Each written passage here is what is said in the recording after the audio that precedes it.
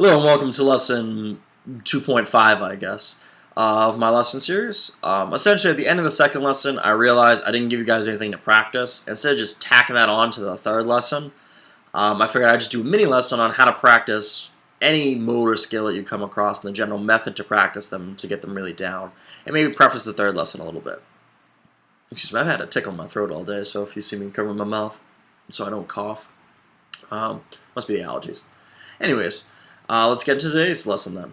Alright, so when you're trying to learn a new scale or a new mode, the biggest thing you want is to get it both in your head and under your fingers.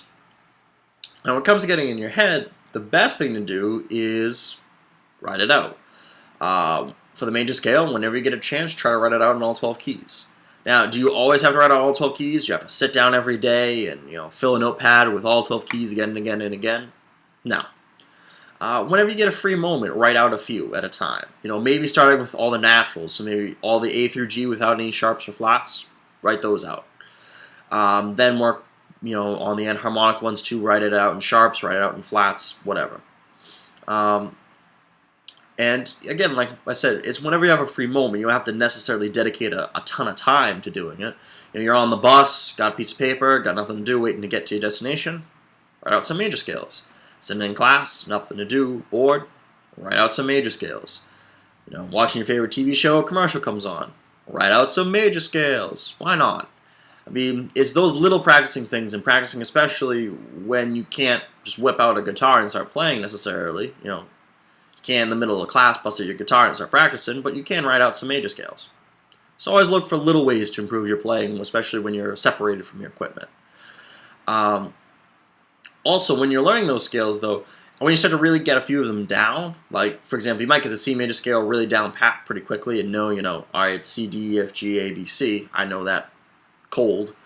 Start writing out intervals. So what I mean by that is maybe pick thirds first, too. Like thirds and fifths might be the first intervals you want to work with because that's how we built our triads. And go down and take each note as the root note and find the interval that's in the scale that you're using for that note. So for example, if we did for the C major scale, C, well the third that's in the C major scale for C is E. So you got C and E, and then you got D and F, E and G, F and A, G and B, A and C, B and D. There's all your thirds. And then go again with fifths. C to G is a fifth. All right, that's the fifth that's there. D to A is a fifth. All right, that's the fifth that's there.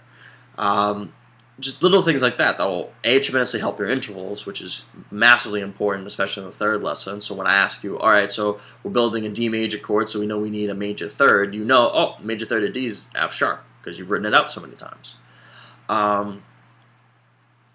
Also with that, it helps you kind of see the scale not so linearly, so it helps you expand the scale to being able to skip by intervals. It also teaches you the basic ideas of harmonizing a scale, which is a fun thing to do, especially if you have a melody. And you want to harmonize a melody. So this is kind of thinking of almost vocally. Like if you have a harmony that goes, C, D, E, and you want to harmonize in thirds, now you know what the third is, and you can harmonize that melody in thirds and stick in the C major scale. So that's cool. And what I mean by vocally is it's challenging. You have to have good singers to do this, but what you could do is, again, line up people to sing on these different notes. So when you're trying to compose people to sing, if you have that same C, D, E melody, you want to harmonize in thirds, you would have the other person sing, E, F, and G. And there you have it harmonized in thirds versus harmonized in fifths. It's a cool thing to think about. And again, writing this out will help you see these things a little bit better. Also, if you have musical notation paper, like staff paper, it's fantastic. A way to help your reading is to write out scales. So write out a few octaves so that you have to use ledger lines. So that might end up being 3 octaves. So you have the ledger lines below the staff and ledger lines above the staff. The best way to help your reading is writing, simply put. So that's really tremendously helpful. Excuse me, I got that tickle again. Anyways, yeah, I've been having a tickle all day. I don't know what it is. It must be my allergies. But anyways, when you're trying to get the scales now under your fingers, slightly different approach. What you want to do is, first, you want to be able to essentially, I should go with what you want to ultimately do, actually, instead of what you want to first do. What you ultimately want to do is be able to see the scale as just a collection of notes that you pick on the fretboard.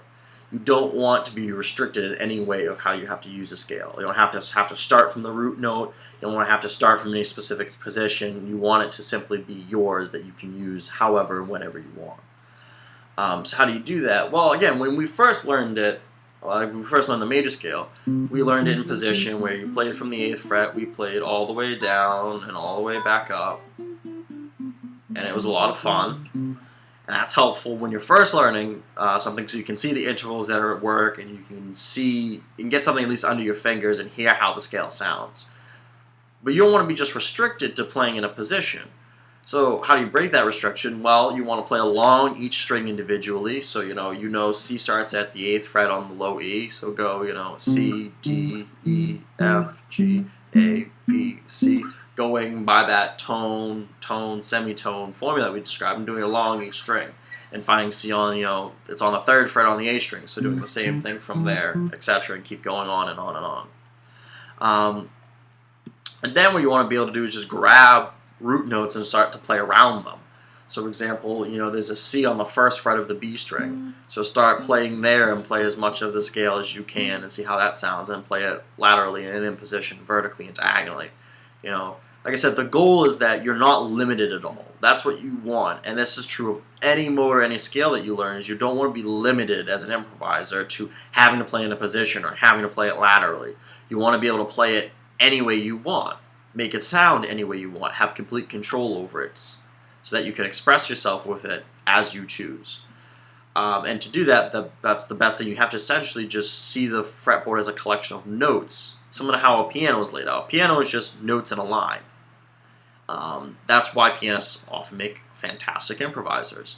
Is the way you just look at it is just a collection of notes. That's how a piano player sees it. As a guitar, the cursive guitars, you can see patterns. You don't even have to really know the note names of the notes or really understand the intervals between them, because you can just see the pattern and go, oh, that's this many frets away, that's below this into the left a little bit. That's helpful for when you first start to remember something, but when you really want to use it, you have to know it like a pianist does. Excuse me, there's that tickle again. You have to know it like a pianist does, and just simply be able to pick notes that you want. Any note from the scale, any spot, you should be able to pick up and play that scale. And that's the best way to practice like I said, any motor scale. Does the best way is get it in your head, write it out in intervals, do all of that, then play it out. Play it in position, play it laterally, play it just grabbing a note and playing around it. And also, even playing intervals is another great thing too. Now that you've written it out in intervals, play the intervals. Play it in thirds. Maybe not simultaneous thirds, but play skipping a third each time. All of that will tremendously help your playing. Alright, now to quickly preface the third lesson. The third lesson, the big idea behind it is going to be determining key from a chord progression. And the best way to do that is to have your major scales down, practice all the things I said, because we're going to work on, as you can see on the handy dandy sheet, we're going to work on spelling out chords, which is what I did right here, right where my finger's tapping, which is essentially picking the intervals for each chord, so picking the major third of D, picking the perfect fifth of D. So again, if you have all your intervals down, that's going to be a lot easier. And then also, if you have your scales down, you can check scales a lot easier by recognizing that this is a major scale right off the bat, rather than having to use the scale formula all the time. So that's the second thing we're going to do. We're going to spell out the chords, then we're going to arrange those notes to see if it fits the major scale, and go from there and use it, see if they match up. We'll find out what key it's in by seeing if they match or not.